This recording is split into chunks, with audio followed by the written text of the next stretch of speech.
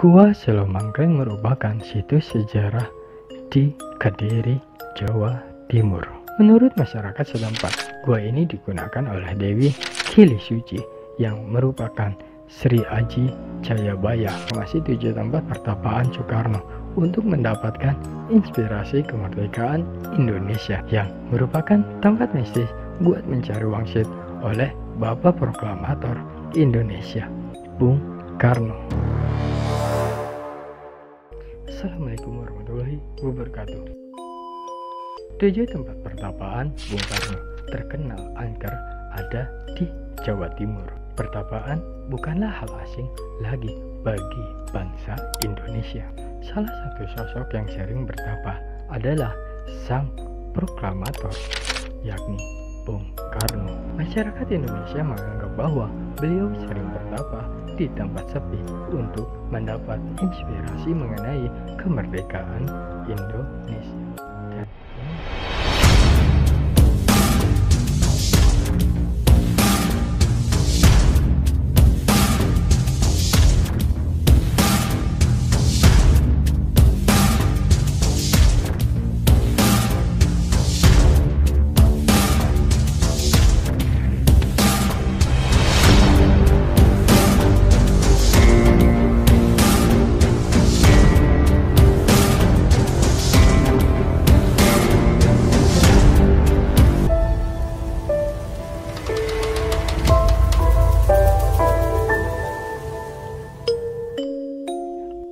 Inilah 10 tempat pertapaan Bung Karno.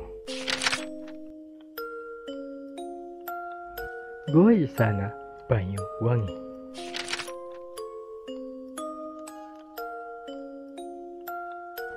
Banyuwangi, salah satu objek wisata di Taman Nasional Alas Purwo, adalah Gua Istana. Selain untuk wisata, gua ini jadi tempat favorit para petapa untuk bersemedi. Konon, Presiden Soekarno pernah mampir ke gua ini. Berkesempatan mampir ke Gua Istana bersama rombongan raja wisata beberapa waktu lalu.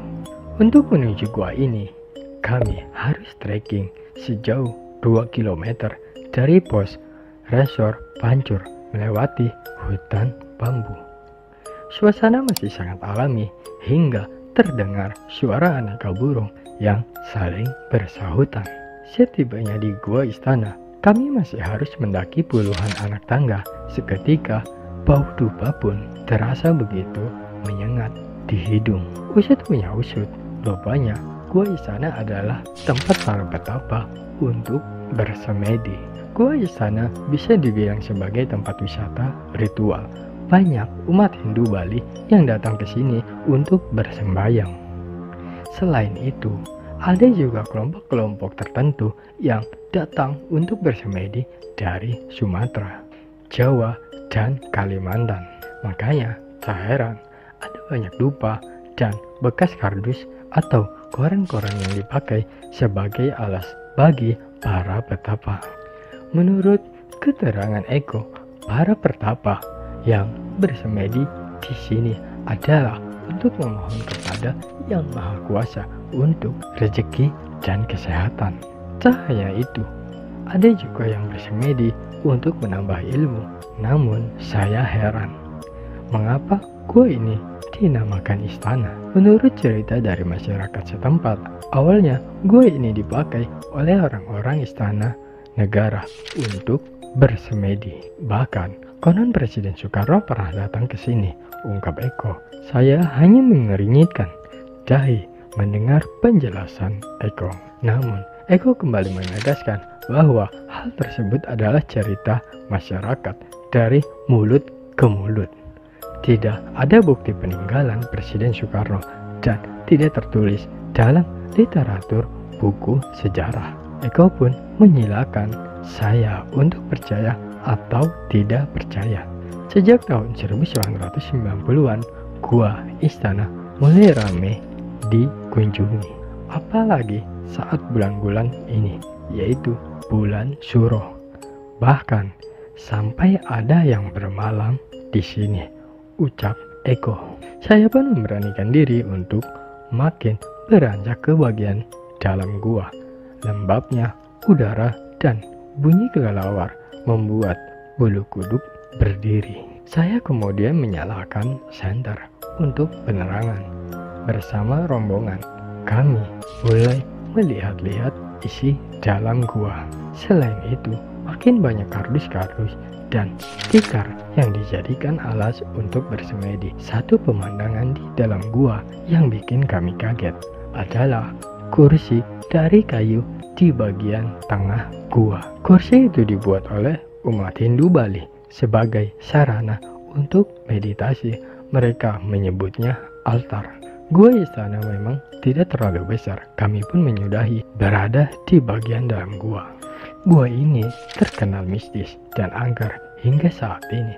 Menurut masyarakat setempat, Soekarno kerap bertapa di salah satu gua di Alas Purwo. Terlepas dari para petapa atau kisah Presiden Soekarno, gua istana pantas masuk daftar destinasi tujuan Anda untuk melancong ke Banyuwangi. Hingga saat ini, gua istana masih digunakan sebagai tempat pertapaan dengan tujuan mendapatkan wangsit agar dipermudah dalam segala urusan. Indrokilo Prigen.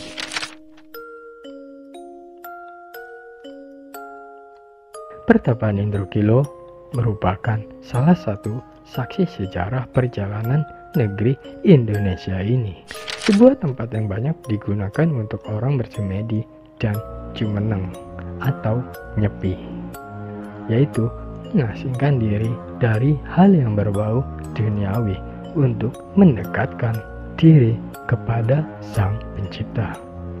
Banyak diberitahu masyarakat sekitar pertapaan ini salah satu pendiri negeri Indonesia ini juga sering mendatangi tempat-tempat hidupnya untuk bermeditasi. Beliau adalah sang proklamator kemerdekaan Bung Karno. Menikmati suasana hening di pertapaan Indrokilo ini dengan dikelilingi arca-arca yang diperkirakan peninggalan zaman Majapahit.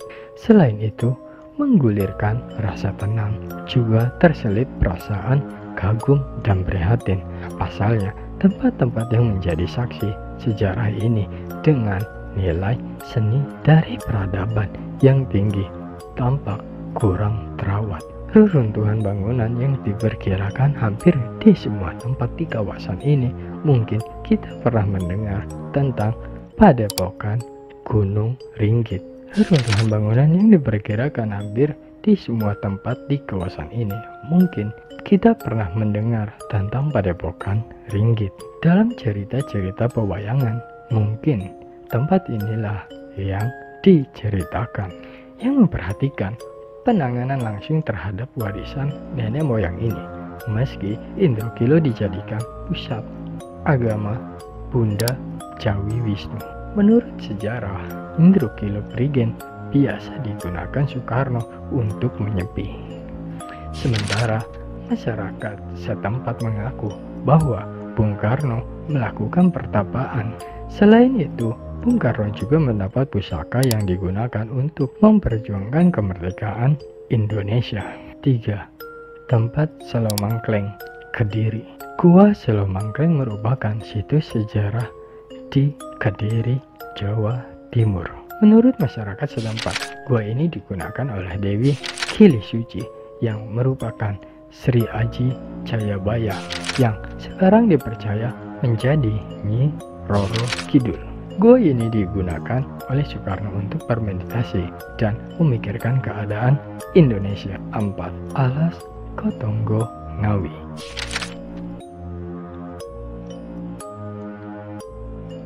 Wisata spiritual Paleraman Alas Kotonggo Srigati ramai pengunjung saat bulan Suro. Tempat ini dipercaya sebagai petilasan Raja Majapahit Prabu Wijaya kelima. Pengunjung yang datang tidak hanya warga setempat, banyak penyanyi hingga pejabat negara yang pernah datang ke Alas Kotonggo Ngawi, termasuk Presiden pertama Bung Karno. Pengunjung selain warga biasa juga penyanyi serta pejabat negara, dan tokoh presiden pertama Soekarno. Petilasan Soekarno masih diabadikan sampai saat ini untuk tempat berdoa, kata salah satu juru kunci Alas Ketonggo. Alas Ketonggo merupakan kawasan hutan jati. Alas ini dipercaya memiliki kekuatan mistis karena dianggap sebagai gerbang gaib. Di area hutan ini juga terdapat pesanggrahan Soekarno yang merupakan tempat untuk bertapa. 5. Gedung Bentol.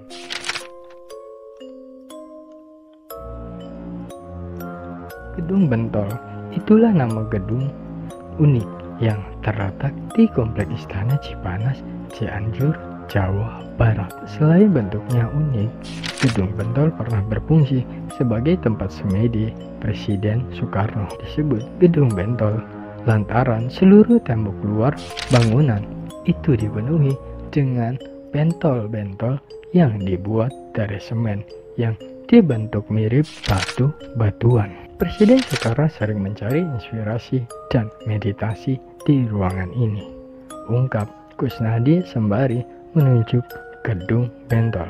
Gedung Bentol yang berada di area Istana Cipanas.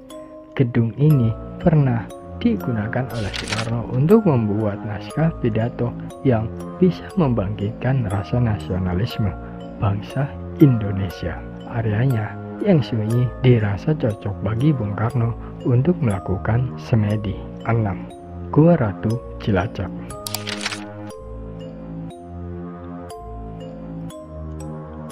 Gua Ratu Cilacap saat ini biasa dikunjungi oleh masyarakat Indonesia untuk melakukan meditasi dan memohon sesuatu kepada Sang Pencipta. Menurut masyarakat sekitar, Presiden Soekarno dan Soeharto pernah menyepi di gua ini. 7. Gua Munarah Bogor.